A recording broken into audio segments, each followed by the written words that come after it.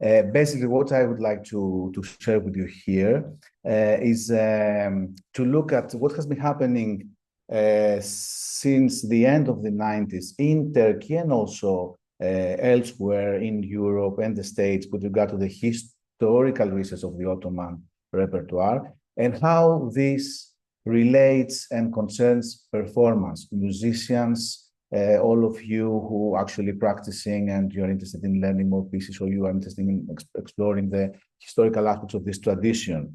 And I've my title has been inspired by this very important publication, the important CD, which is called Yitik Sesin Peşinde in Turkish, in search of lost sound.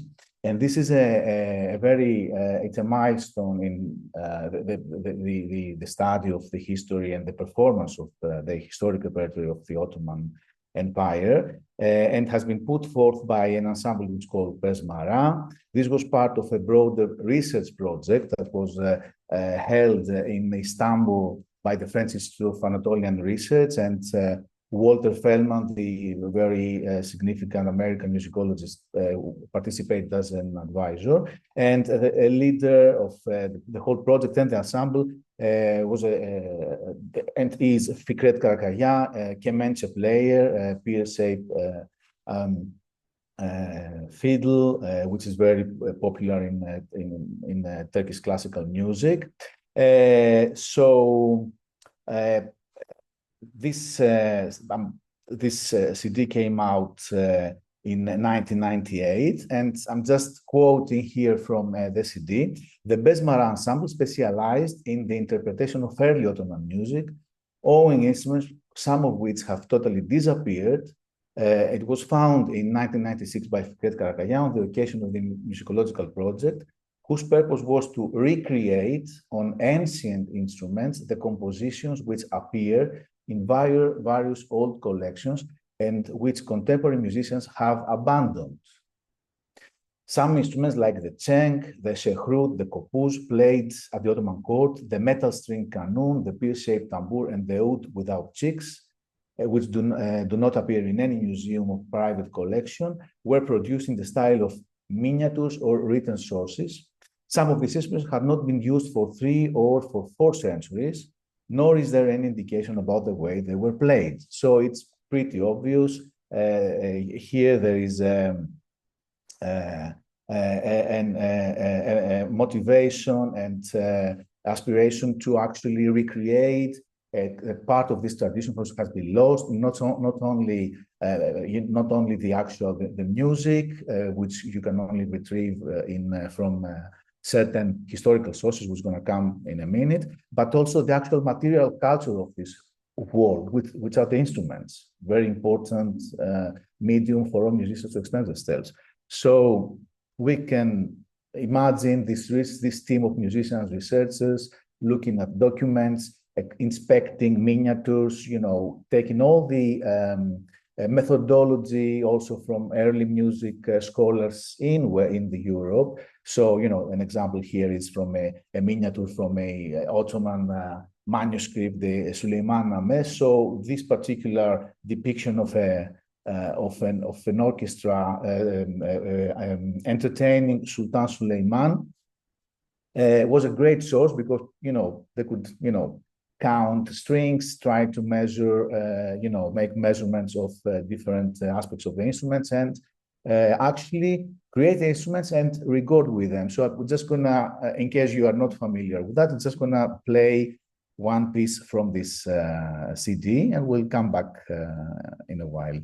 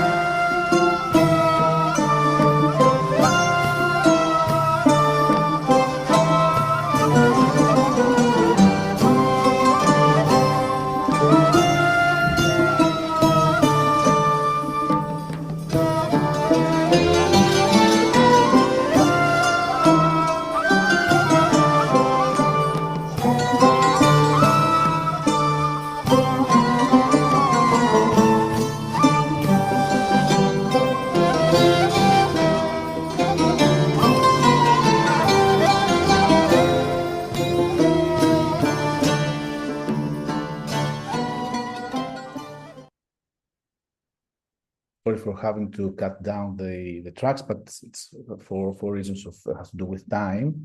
So here, we're talking about a highly innovative project that actually tackled an issue which was not up to that point that much in the research agenda or in the musicians agenda.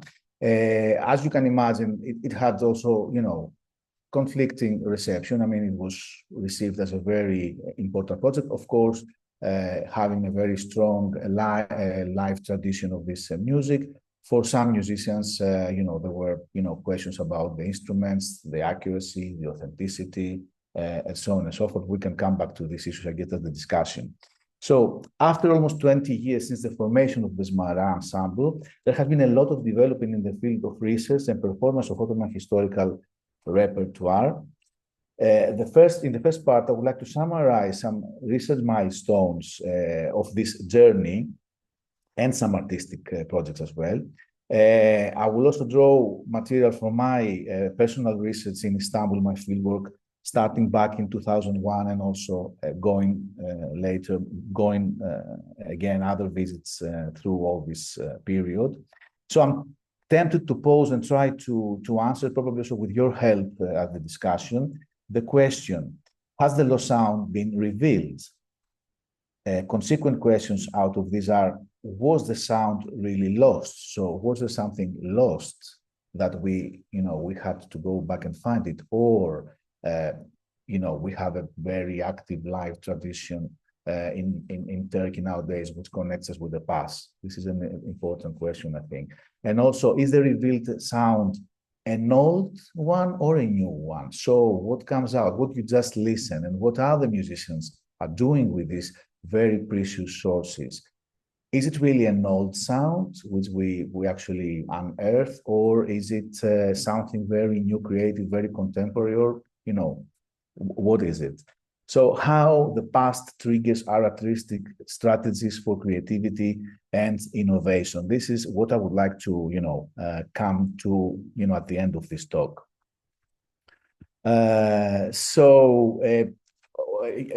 Projects like that actually, went into recreating the old instruments, were in parallel with people who have been working on the manuscripts, on the sources. So the sources have been around, but the musicians were not necessarily using them in performance. The Turkish musicians, musicologists have been aware of the various sources, but with Besmara, it's the first time that actually facilitated in performance. So just to come with a slightly early example, this is a publication in 1950s, 70s, sorry, by Şükrü Elçin, which actually it's a reproduction, image reproduction of the manuscript of the very important Polish by origin musician Wojciech Łobowski, captured and sold to the Ottoman palace at the first half of the 17th century, converted to Islam, became Ali Ufki, and gave us one of the first sort of wide and important notated collection, not only of Istanbul, but also of the Middle Eastern world, to be more accurate, because so far we have fragments of notation, but we don't have such a very special notation. We're talking about his own notebook, himself playing the santur and also being the head of the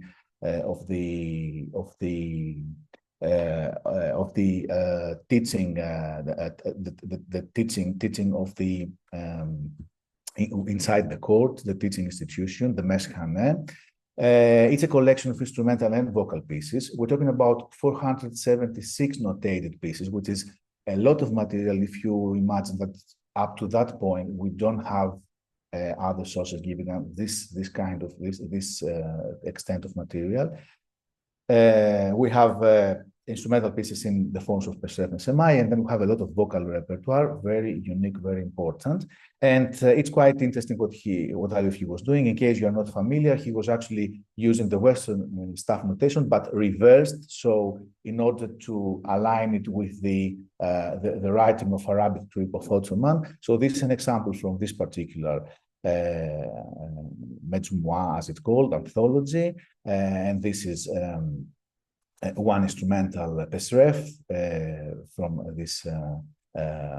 this collection. And here's an example of a vocal piece. So basically, as you can see, you have you're reading the stuff from right to left, and then you have the verse of the ghazal, the muraba form, the quatrain in Ottoman, aligned to the music. So you can actually read it, and explains why the staff notation is reversed.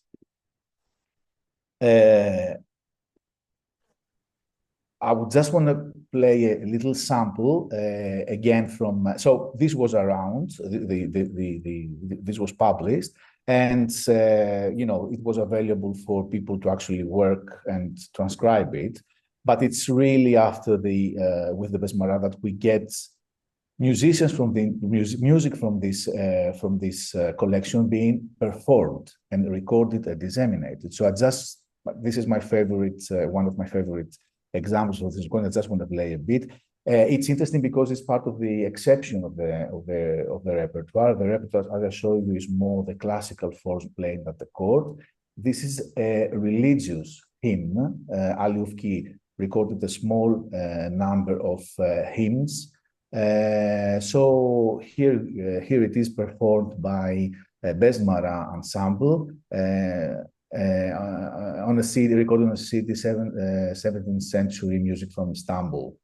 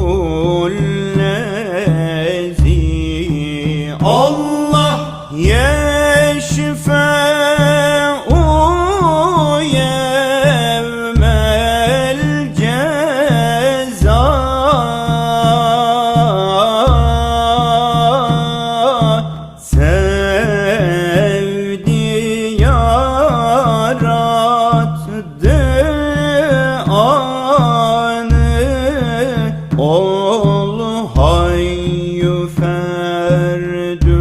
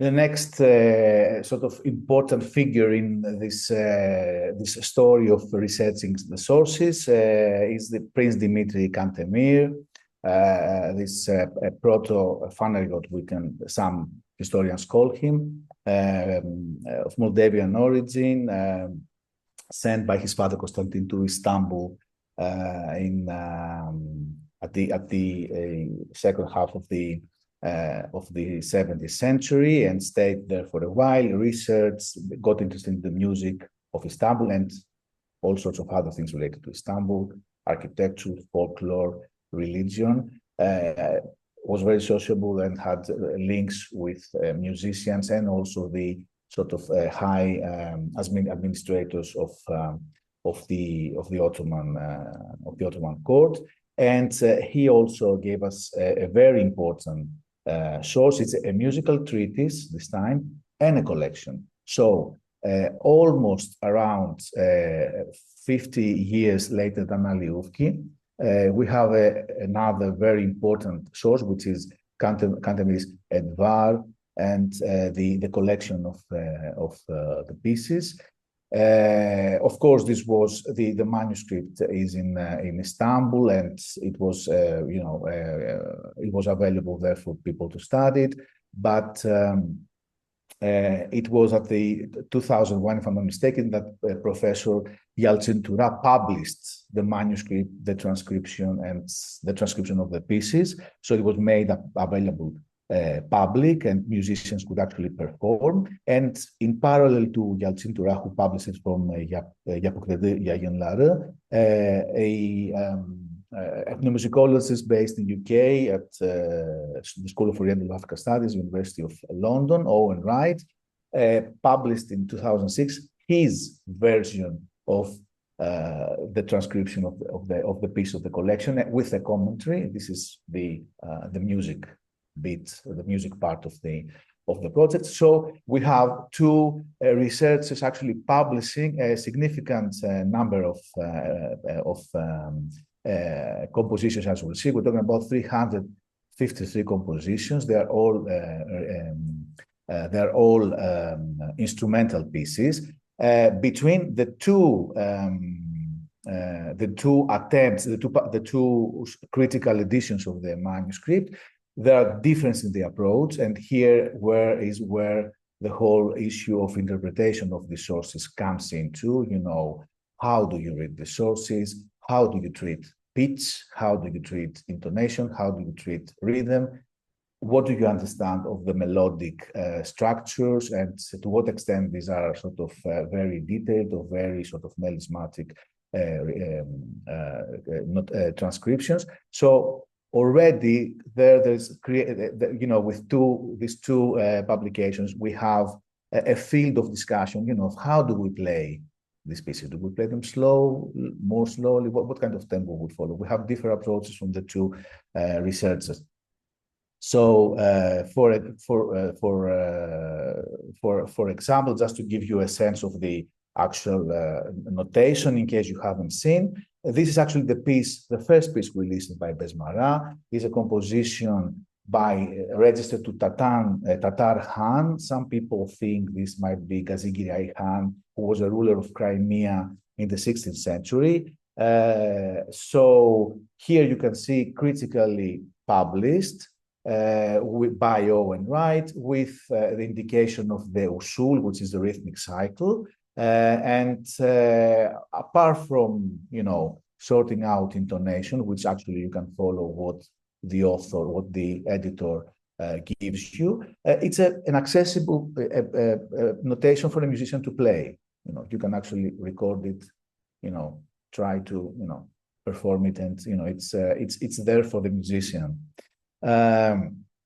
A very significant breakthrough, a kind of, not a breakthrough, but let's say a sort of a renewal of the field, is the unearthing of a second notebook by Ali Ufki. This is an example from this manuscript. This was his notebook, which was actually compiled prior to Mejmuai Sazu Source, the first one I show you. This is at the moment at the Bibliothèque Nationale de France in Paris. This is where it's been laid, and this was also a very important second source. It even gave us material about folk music. It gave us the ability to compare it with the other collection of his.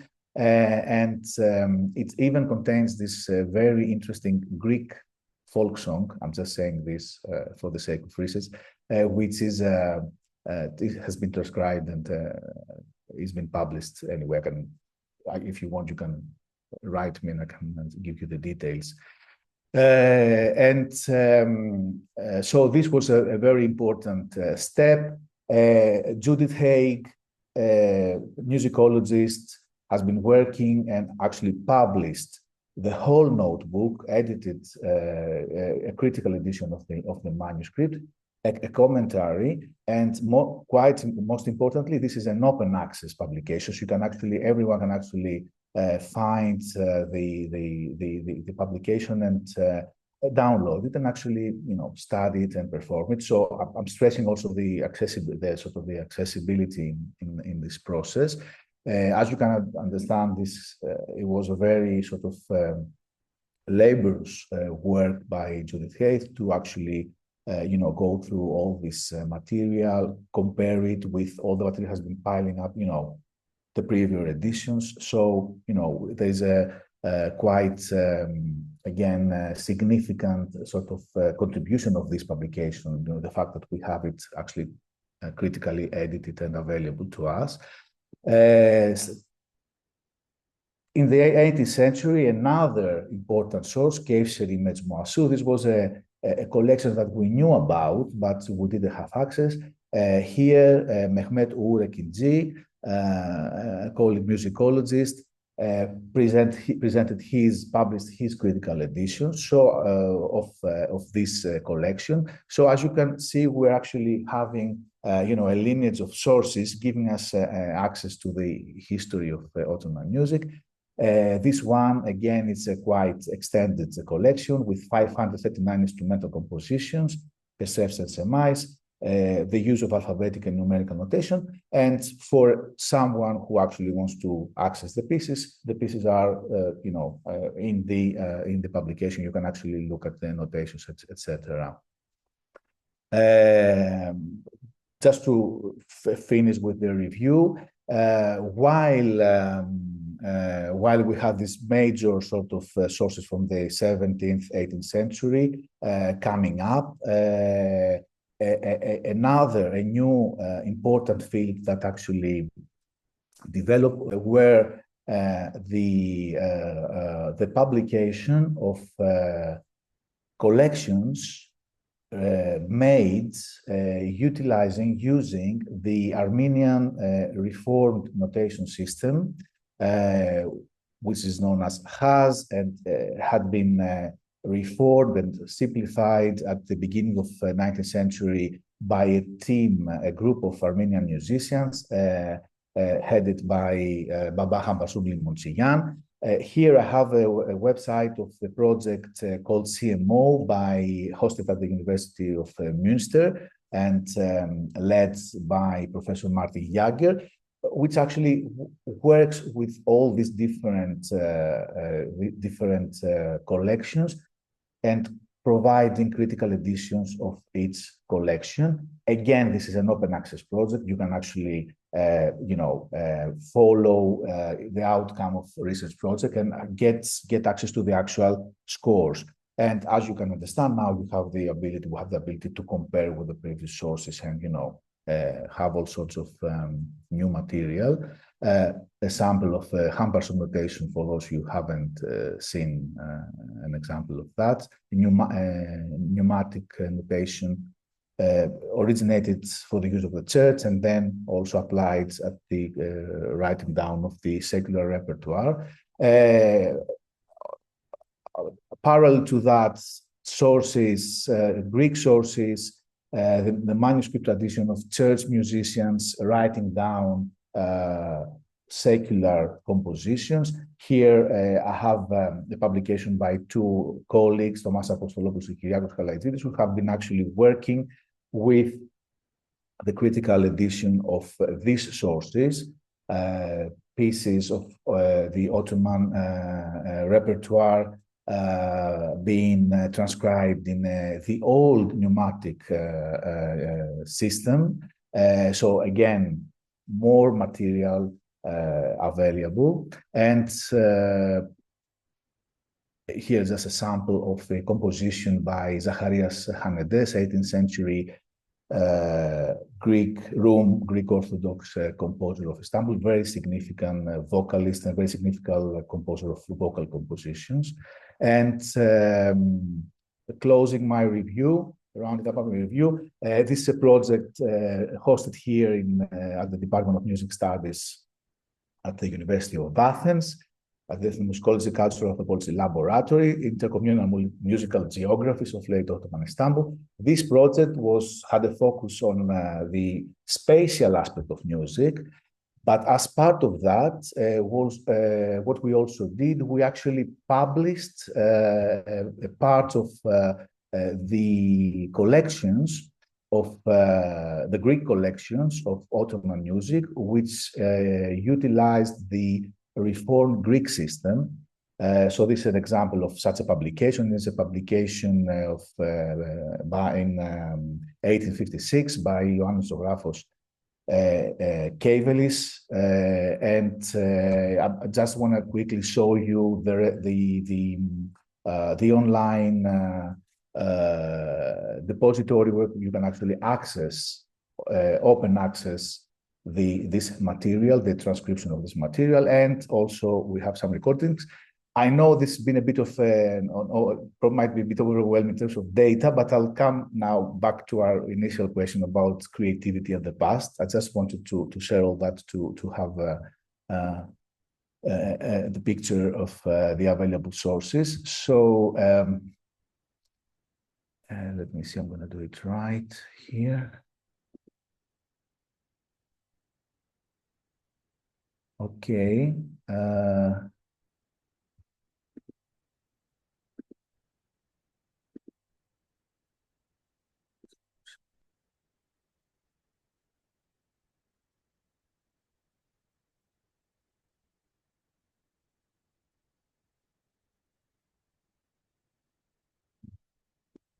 Yes, okay. So hopefully this time will work. Should be this one. So this is the repository of intermusic. It's a kind of mapping actually of the different musicians, musical events, interaction of musicians, and also musical pieces. So basically here you can actually search the different material, and I just open an example just to quickly show you. This is a piece which is in the collection I just showed you, the collection by Ioannis Keivelis, published in 1972, in the reformed music notation of Greek church music, is a piece attributed to a composer Stavraki, a Rum and a Greek Orthodox composer.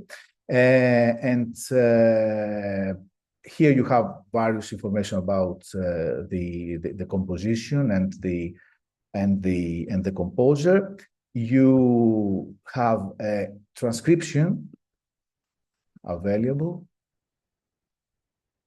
of the piece, and we also have a recording of the piece. We haven't done that to the whole extent of the compilation of the collection, but you can actually apologies for the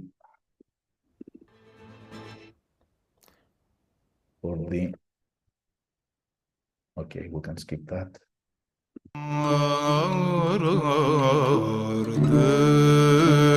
Gül yüzün soldu, gönül bilmem sana oldu. Cihan zarı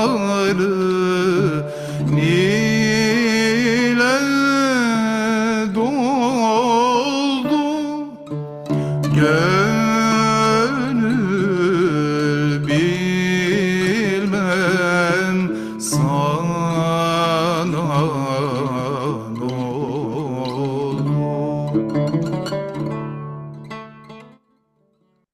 Okay, great. So this was colleague Nikos Andrikos performing one of the transcriptions that our research project was working from these collections I saw you. So for those of you who are not, can you see now the PowerPoint? Not yet. Okay, quickly. So we're here. Now? Yes. Okay, so for those of you who might not be familiar with Ottoman musical tradition, it's quite important to make a very short note about the nature of composition, transmission and performance of this music. And this will help us understand the importance of the collections I've been showing you. This is a music that has been at large transmitted orally without the use of any notation. All these examples you've seen are kind of examples related with theorists or other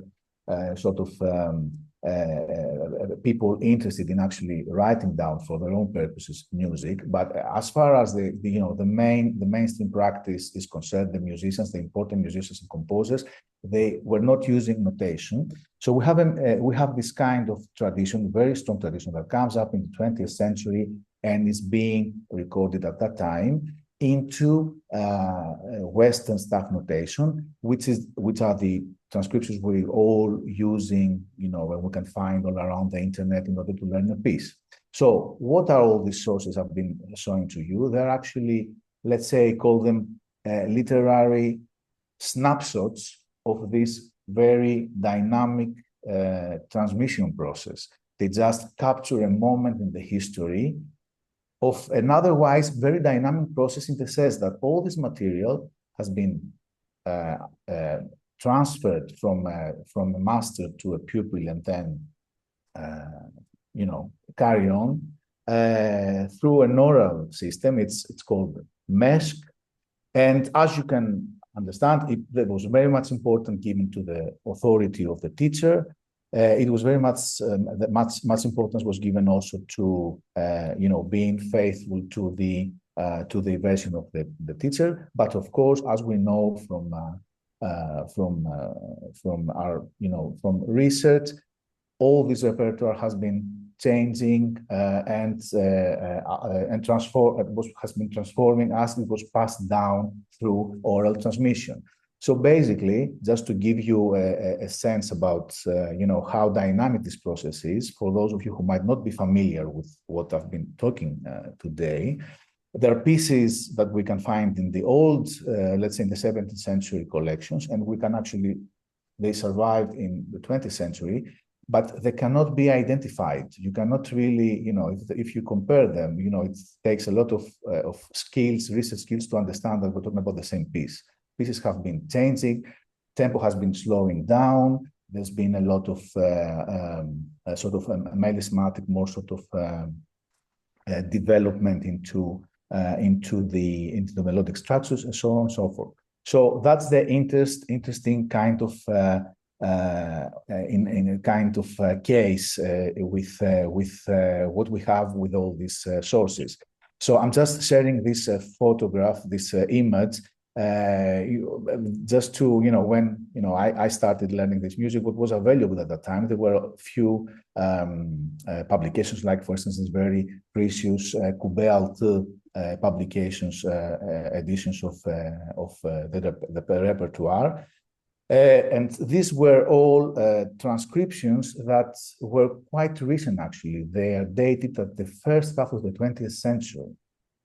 So someone who actually studies this music has as a source is this kind of material, and it's only recently that we can actually have this other historical material that we're showing, and in order to actually work, probably put them into dialogue and try to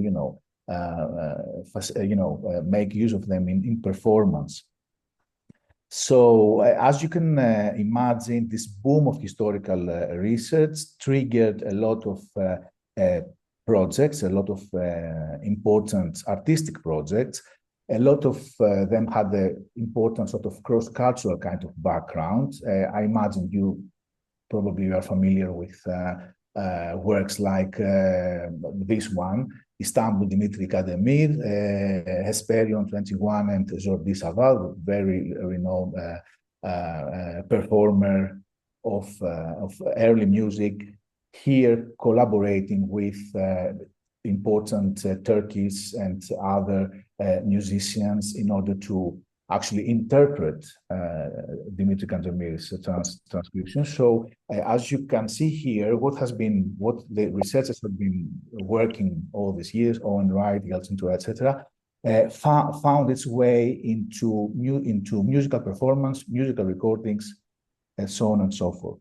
So I don't have the time now to listen to that, but I'm sure you're familiar with Jordi Savall's work.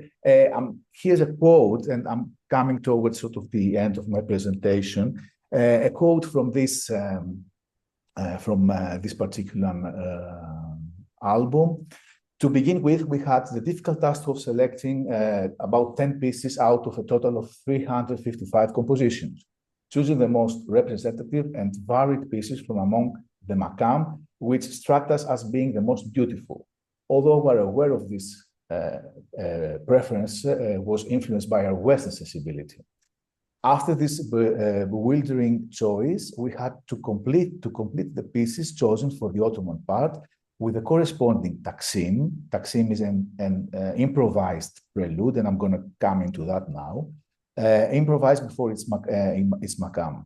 At the same time, we had also selected Sephardic, Armenian pieces for the Sephardic repertoire. We chose music from the Ladino repertoire, preserving the communities of Izmir, Istanbul, and other regions of the former Ottoman Empire. While for the Armenian repertoire, we selected the most beautiful of the various pieces proposed by Armenian musicians, Georgi Minassian playing duduk and Greek Mouradian playing kamanche.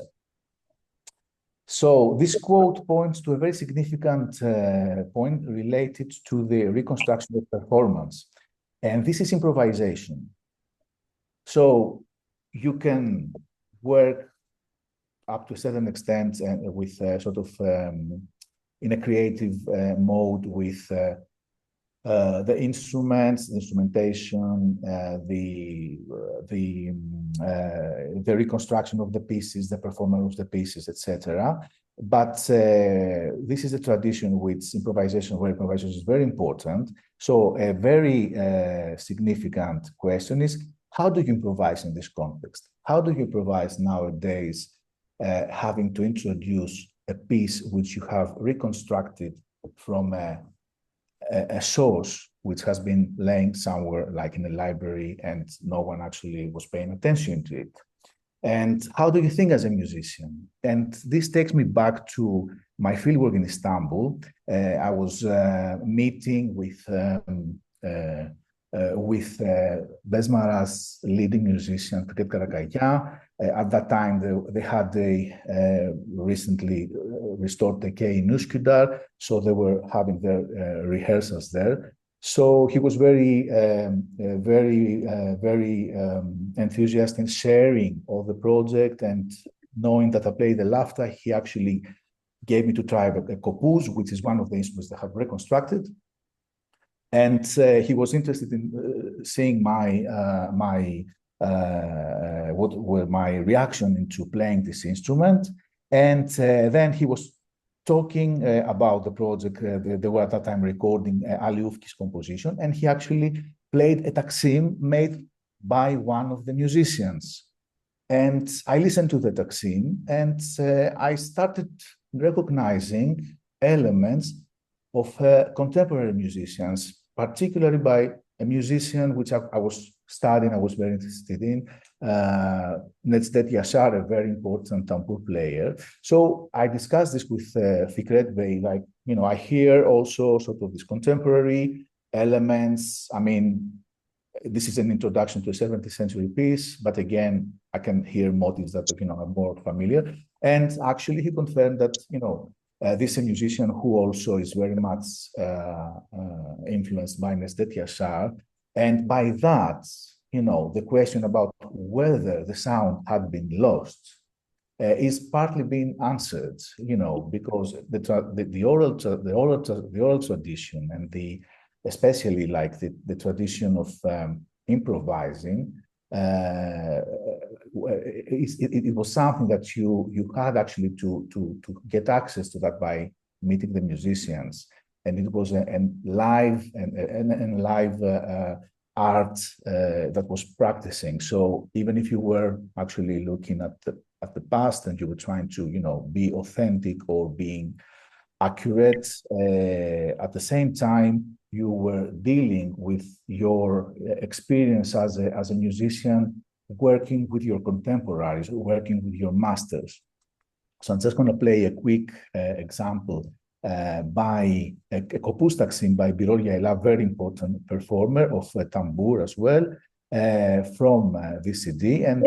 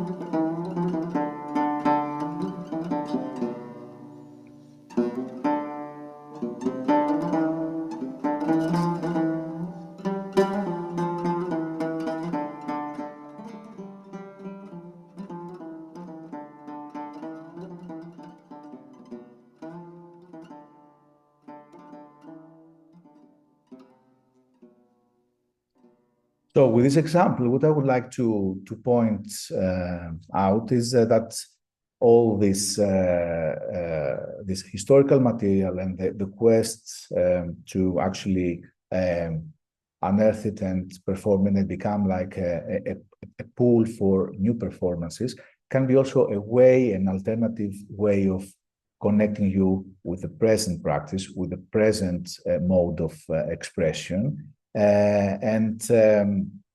This is, I think, a very important sort of aspect in the musicians working with this historic material. My last example I would like to play is actually by Nesdet Yaşar, and it's an improvisation in Makam Mahur. This improvisation, this taksim, was meant to introduce a very old piece, a piece which is attributed to Gazi Giray Khan, the composer with which we start this. I started my presentation. So we've been discussing, how when you have to play such an old piece, a piece which comes from the 16th century, how do you improvise? What do you do with your taksim? I mean, do you have to think differently? And he was explaining that, you really need to think of the era. You need to think of, this Tatar ruler. And also you have to look at the melodic structure of the piece and try to imitate that. So that's kind of make you, do like a legitimate improvisation. And this is actually what he performed. I'm just gonna share it with you, which I think is a superb example of contemporary Turkish classical music taksim practice. Only to note that at the time he was working with compositions by Gazi Giray Khan, these were actually later versions and not the historical ones that will later came out of research. So it makes a point that how thinking about history, thinking about the past can be a very significant pool of creativity, regardless of, whether you actually follow, what someone will understand as an authentic and sort of accurate, historically accurate and full version of the music.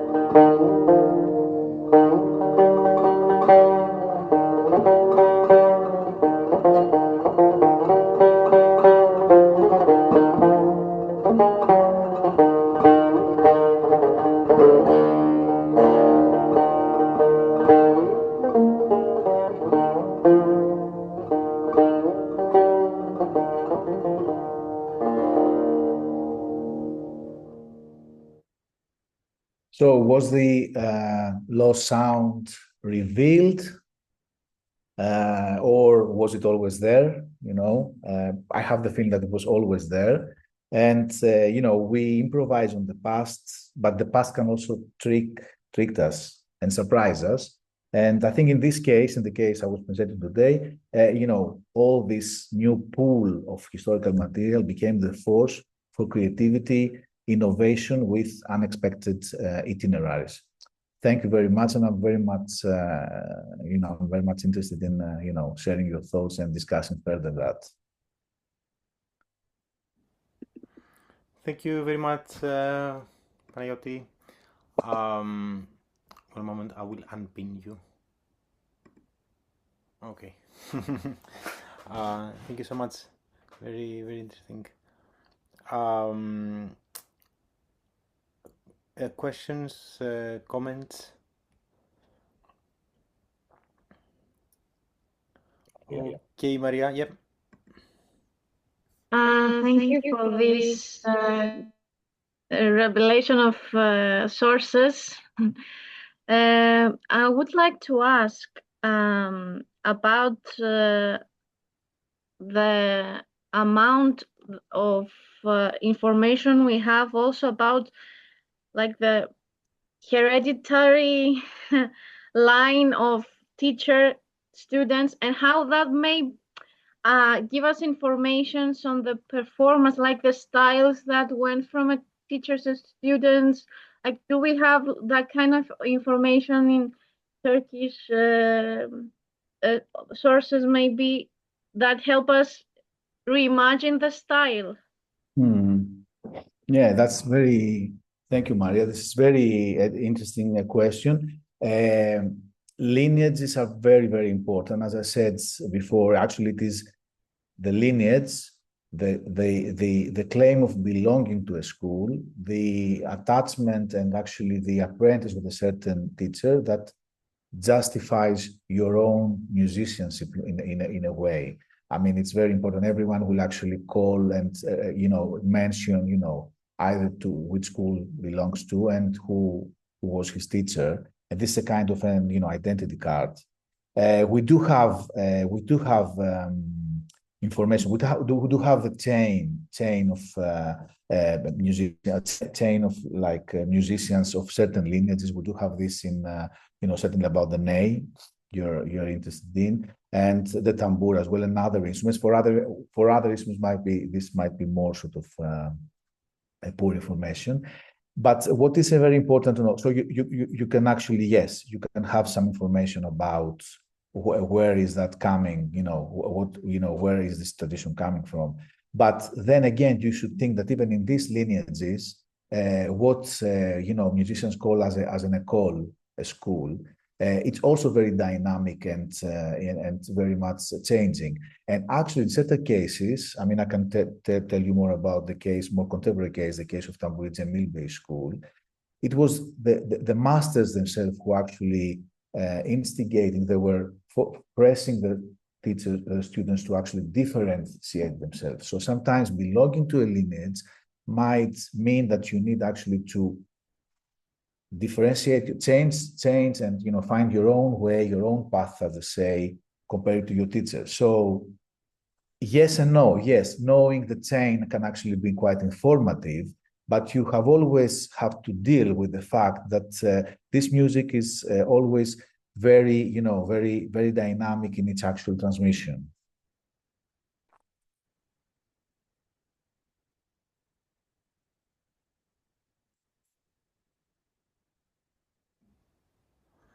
Can I ask something? Panagiotis, have you, apart from the Besmara ensemble, do we know, like, because we're talking, like, you were talking since the 90s till today, if more groups were part of this, let's say, going back to the sources and taking more inspiration for creativity or projects in that? Yes, exactly. I didn't, for the sake of time, I didn't include more examples, and I can't No, just Besmara, but I think okay, yes, there was an echo. Yes, I mean Besmara. The significant characteristic of Besmara is that actually went into recreating and constructing the instruments in a sort of early music kind of fashion. But the same, the repertoire, the sources were used, and they were used by both the musicians in Turkey and elsewhere. And they were performed with the current instruments we're using. Could be the lafta, could be the oud, instruments that were not used in the time of Kantemir or the time of Ali Ufki. So yes, there are parallel projects to Besmara who perform this repertoire, playing from the old sources using the contemporary instruments. And there are also kind of more cross-cultural kind of projects with musicians from Europe, as Characterises mentioned. Probably you might know more musicians who even might be working with experimenting with instruments that are not necessarily part of tradition, but they're also there might be earlier times, like in the case of Jordi Savall. I'm not aware of another like other kind of, let's say, attempts to like not counter attempts, but like parallel attempts to Besmara to recreate the instruments. But we have probably you are aware of musicians like Ross Daly, Evgenios Voulgaris, who actually they got interested in like working with luthiers and reconstructing instruments, more recent instruments, like for instance the Yali tabur and etc. So musicians experimenting also with the construction, not necessarily in a historical, going back to the 17th century to Ali Ufki and Kandemir, but this is part of one kind of aspect where creativity is being yeah. I mean, I ask also because, for example, it was very interesting to see like the references that you devoted a lot of time just showing, talking about them. But it was very interesting because also I was not aware of all this work. It was very interesting to see also the open, this book on Alievski's. This was actually published recently, right? It's recently, it's 2002, I think. Judith Haig's books, that 3 volumes, and I think by University of Münster, and they're open access. Since you said that, I just want to make make the point that there is all this material is there to be performed.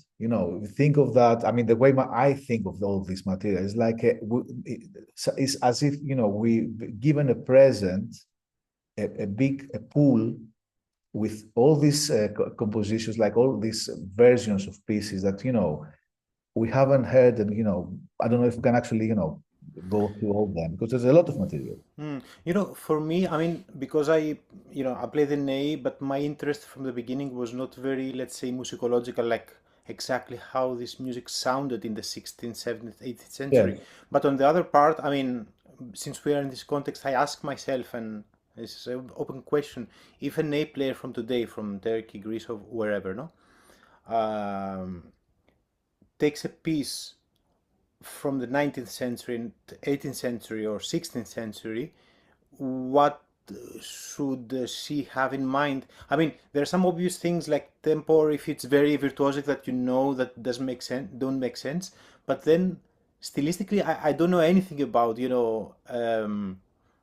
intervals or style. And so Yeah. what you were saying about the living tradition, that it's not a lost sound. Of course, we know how, musicians sound today, and we have some recordings from the beginning of last century. Yes. But apart from that, I don't know Yes. musically, what can you work to Yeah. distinguish and give different timbres to things that might deserve it, Yeah. So, Well, since you mentioned the ney is an interesting case because it's the most stable, at least as an instrument, let's say, comparing to other instruments. that's the first time everybody has called the nace a stable thing. Well, stable, yes, not in the sense of, but it's actually, it's been there with, hasn't really, didn't really, never really disappeared like, other instruments or come back or revived, etc. Of course, stability, it's how do you define stability? You're right about that. But then, of course, you are right. I mean, what I meant by the sound, was not really so lost is that, the creative mechanism musicians use this tradition has not been lost, was never really ceased to be active. Of course, if you want to, you go to go back to these compositions. I mean, structure is different. The usuls, they're much more faster. The correspondence between the melody and the usul. So already, as a musician, with the way we are, trained nowadays, you start to, get into, accustom yourself with all these features, the structural features of the compositions. And then, of course, okay, there are other things that someone needs to, discuss and tell you, like, okay, pitch, what's the pitch? What is, Cantonese segach pitch, which is a very special pitch. I mean, there again, it's interpretations of the musicology. So you basically, at the end of the day, you choose one and you just play, isn't it? If you want to play this material. I mean, there's a debate, some people think, we should be more, play this more close to the, nowadays Iranian kind of system, or others, they will interpret it as a more sort of closest to the contemporary Istanbul tradition. So again, I think as a musician, then you have like the agency to choose. At the end of the day, if you really want to play that, you want to play a performance, you play a concert, you want to record, you just and this will be filtered by the way you've been formed. I mean, it's not only about doing research. I mean, you cannot spend time to read and read. I mean, you want to play. And I think that's the challenging thing with all this material. I mean, because now that is available, you pose this kind of questions, you just share with us, and you decide, you make decisions, and it's interesting to listen to those decisions, isn't it?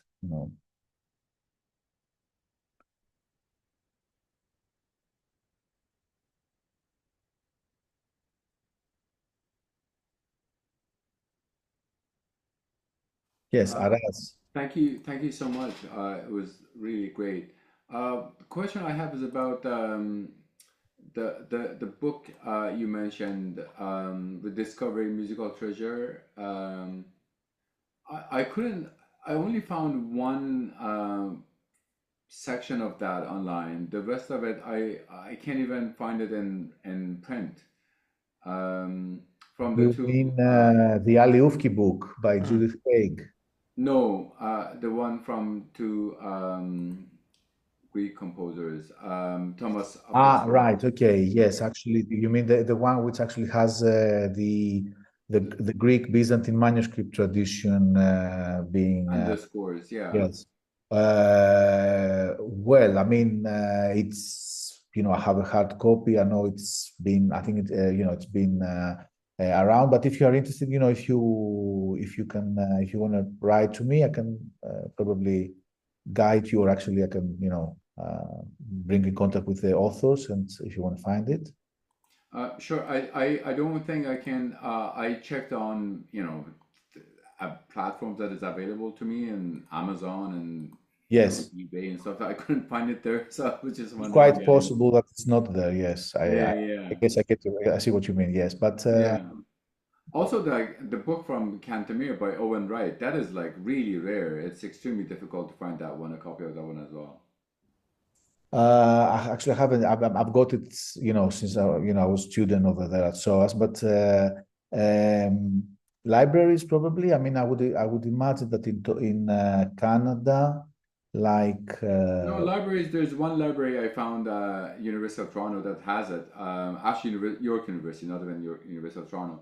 They have it, but then for me, I want would like to have play, it. and there's Yes, too many yes, pieces. I yeah, just can't go back and forth. sure, I need yes. my own Well, copy. I do. If you want to, I might have a couple of ideas about that. So if you write to me, can.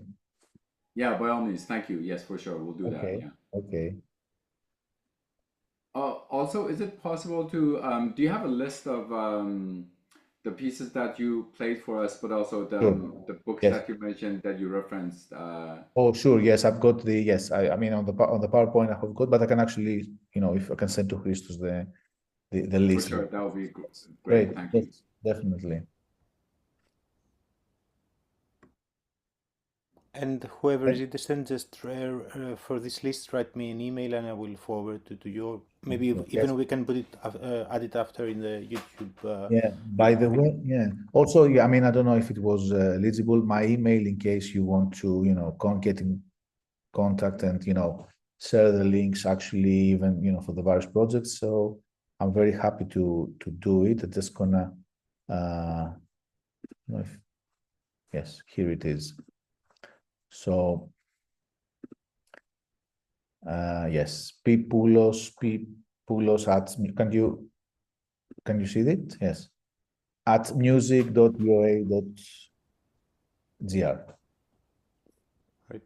Any other thoughts? I mean, is there anyone who's been, by any chance, trying out any of these collections or any of these pieces, or I would very much be interested to listen to ideas and the way you approach that. I mean, if I may, Sorry, Panagiotis, maybe you can stop sharing your Sure. screen so we can see each other. Thanks. Yeah. Yes, Araz. yes, if I may, I have done some attempts to try and play some of these compositions. I mean, some of them I've played and with musicians you mentioned, Evgenius or others. But when I mean, I understand it's an interesting concept to think of something that is lost, and you're kind of, so I get that. That's it's exciting, or how do I say it's intriguing to suggest that notion. But for me, I guess also in lines with Christus's comment. I mean, I look at these pieces and I read them hermeneutically, whatever that makes sense for me. I mean, end of the day, if I'm supposed to play them, I don't really. There's absolutely no way for me to try to understand what kind of instrument they played, what kind of feel or intervals or pitch material or intonations. I mean, I can do a fair bit of research, but I can do that in keeping a balance with what is practical for me in terms of I'm living today with limited resources. Some books are accessible to me, some books are not, and I have instruments that I know how to play, and if I can make sense of a piece, I'll try to do that. And so my personal approach to these compositions is very hermeneutically. Try to interpret them, translate them to the point that makes sense to me, and I enjoy it. And if I enjoy it, then I probably wouldn't play it in a concert. I absolutely. I mean, if you ask me, I absolutely agree with this. I mean, this was the kind of I started with this question of was it really something? Is it something rebuilt here? And if you ask me, I agree with your approach. And also, if I was thinking as a musician, this is what I would do, and this is what what at the end we all do, even if whether you do intensive research or not. You basically you have a material, and you, as you said, you familiarize yourself with that, and you find out your way to interpret it. And this is what I would also do myself.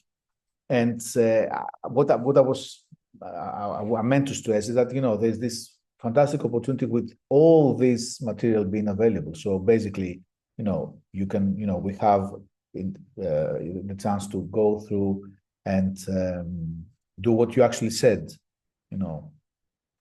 See what does it mean to us. I mean, to in order to perform. And I think there've been quite some very interesting exams, interpretations of that. And I'm sure we'll receive even more like in the near future, because there is a diffusion of all that, and I'm very interested to see how it will, what kind of performance will come out.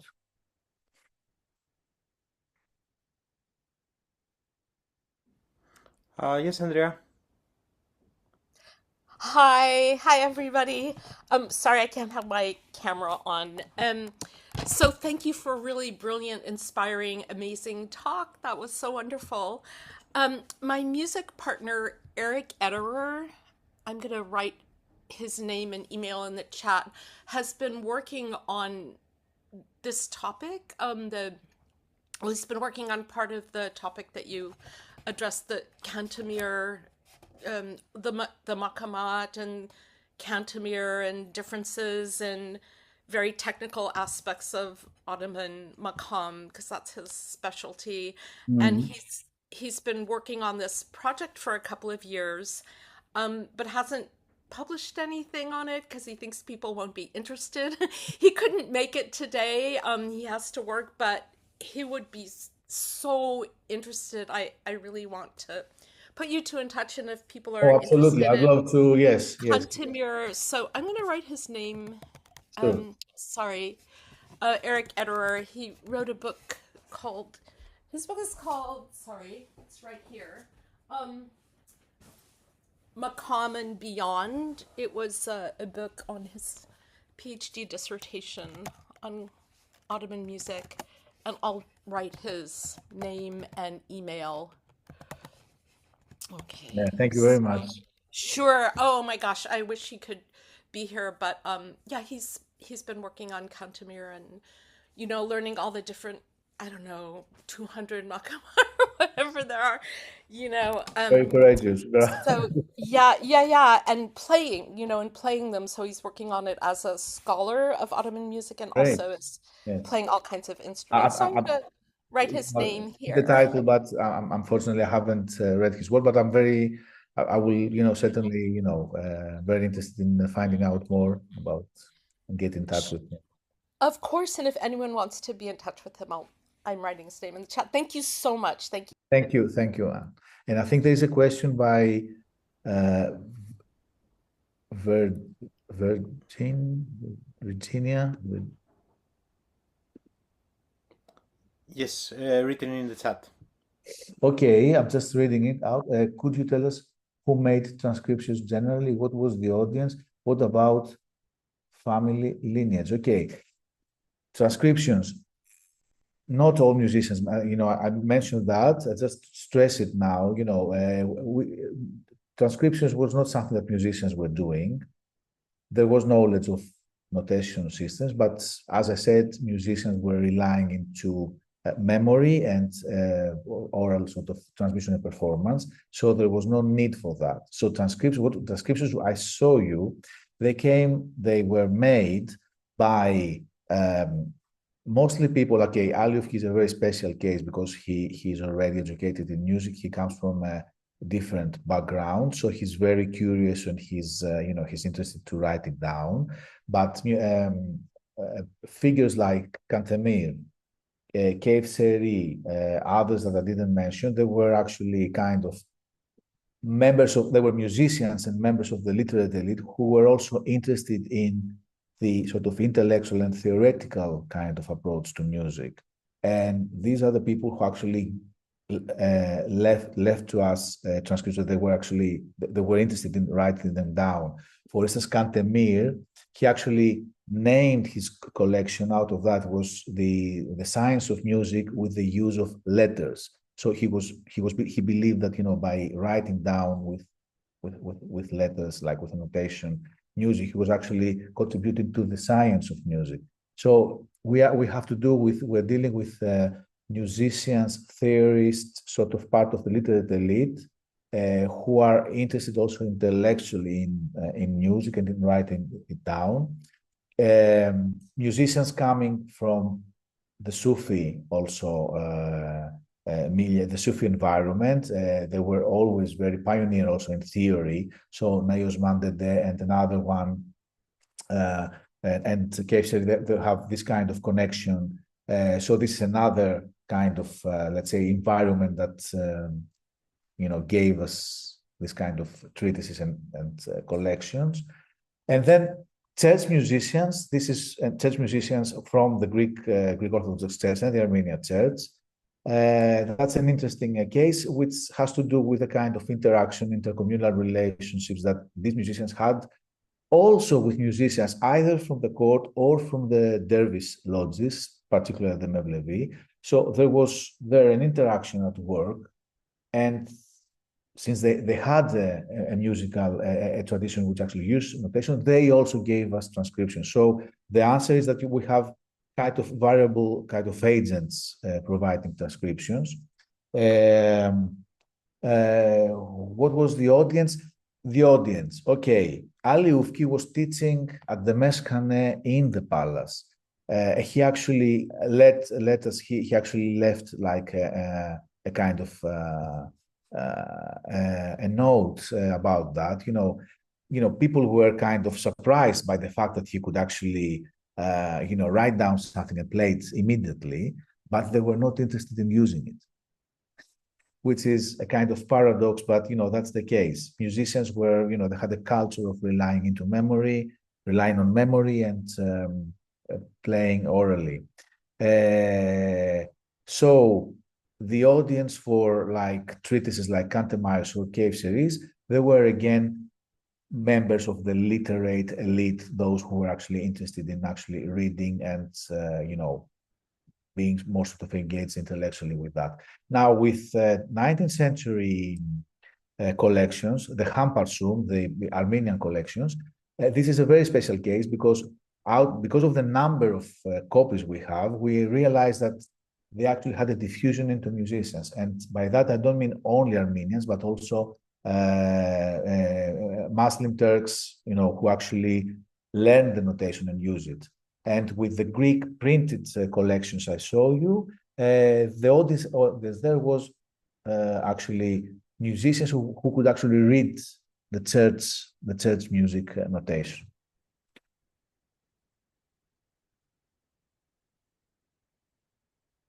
Yeah.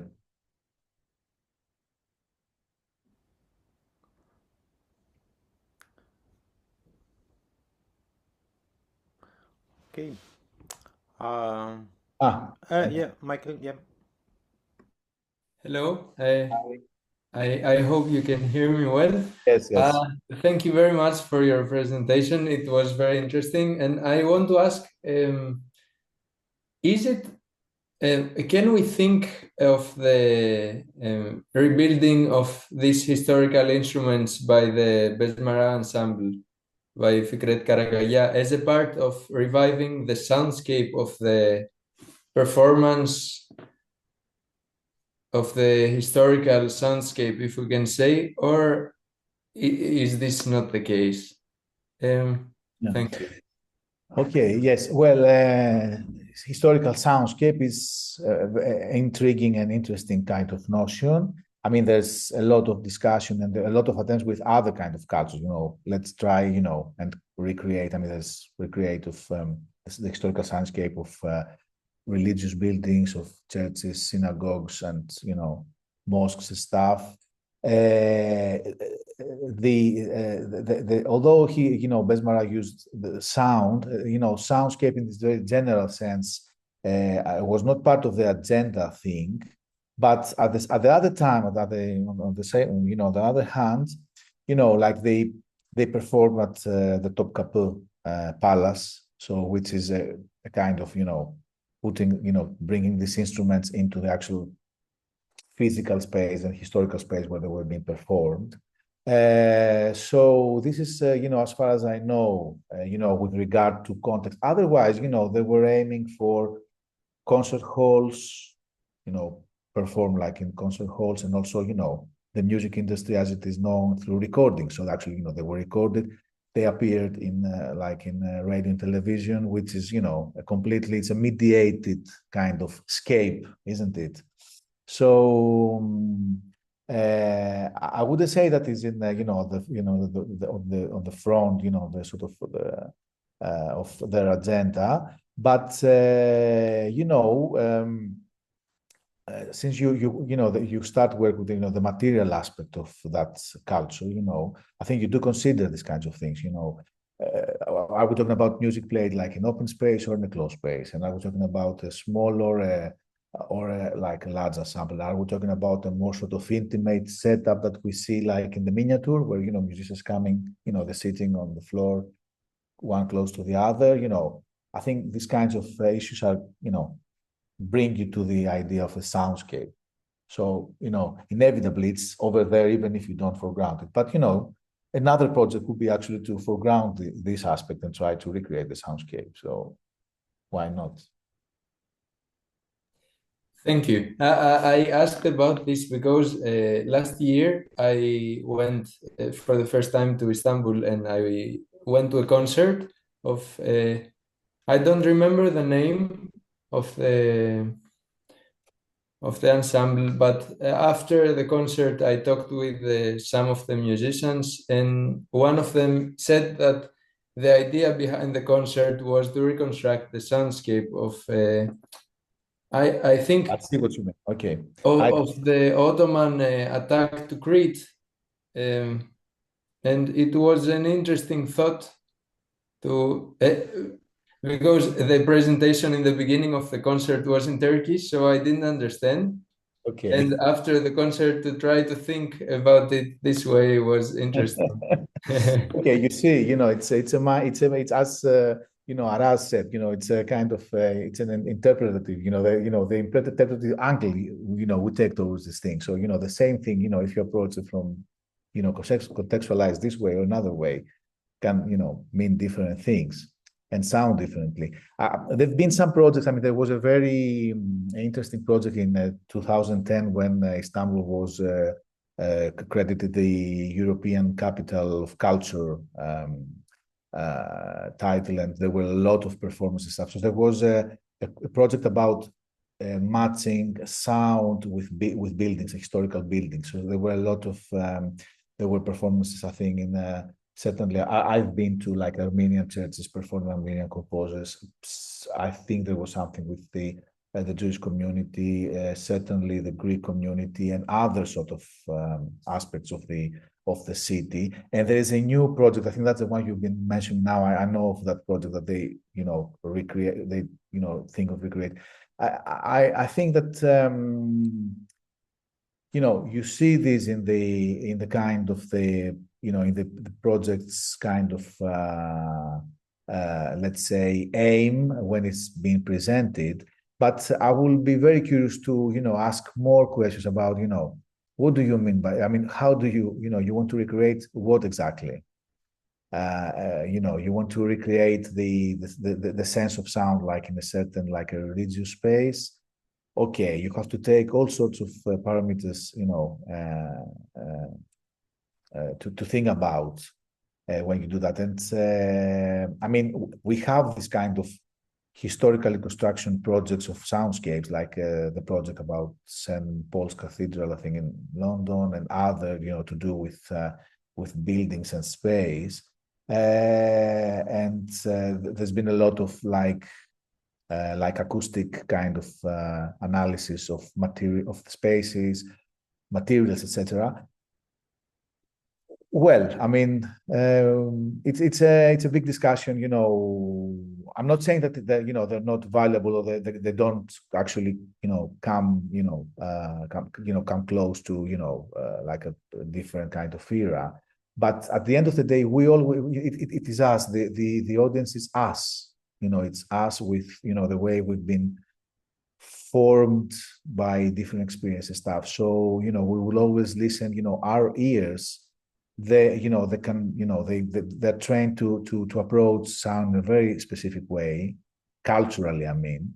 So they will always be different from like someone in the audience in the court when Ali Ufki was around, if you know what I mean. Yeah. Okay, thank you.